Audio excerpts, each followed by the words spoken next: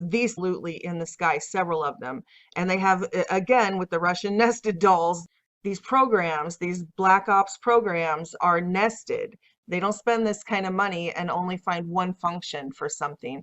So there are all sorts of these devices up there above us used for cloaking, used for beaming frequencies at us. And yes, some of them are used as an actual sun simulator, believe it or not. And these, I put these pictures, this is the German scientist. This is the actual manufacturing in Germany of these enormous light sources. But let's get back to the webcam footage, and I will let Universal News Media or the Final Days channel, I will let her explain it to you because this is her specialty. And then afterwards, I'll come back and show you a ton of scientific evidence and patents and everything else to show you that this is absolutely true.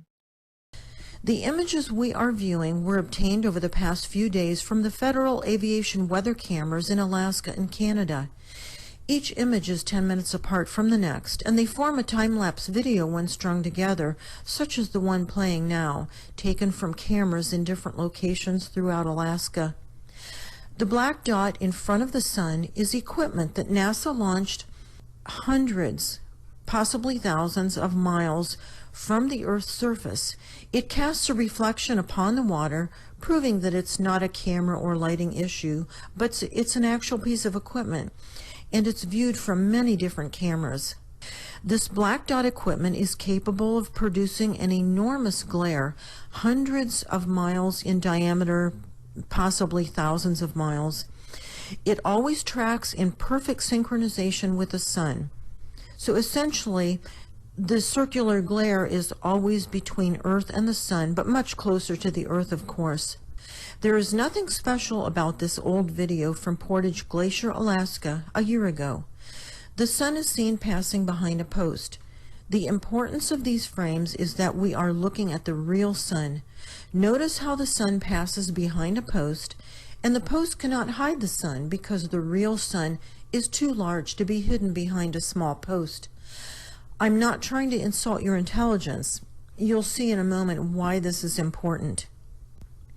Here's an interesting sign in the sky, viewed from the west-facing camera in Burwash, in the Yukon Territory.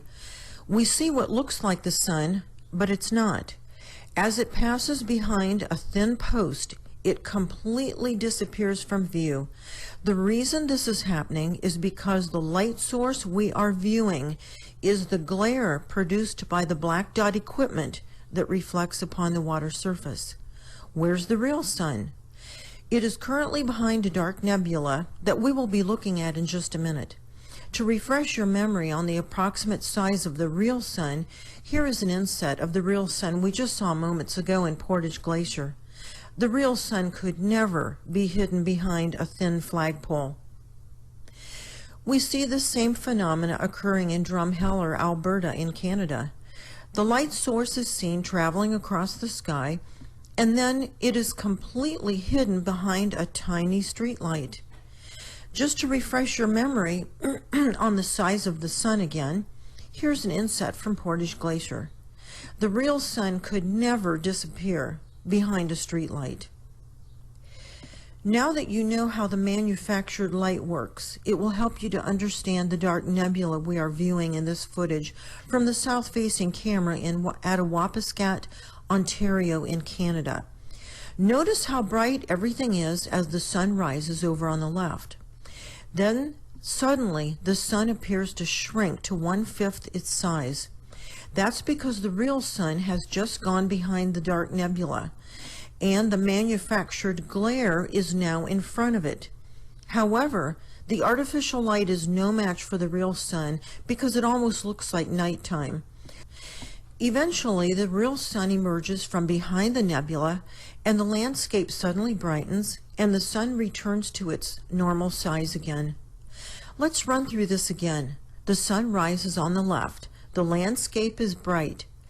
The sun suddenly shrinks to 1/5 its size, causing the landscape to darken as the real sun moves behind the dark nebula. The manufactured glare moves across the sky in front of the helium-4 dark nebula. Notice the amazing texture of the nebula as the light moves across it. It would be wonderful to be able to get a closer look at this structure. The light passes over the nebula, tracking in perfect synchronization with the sun.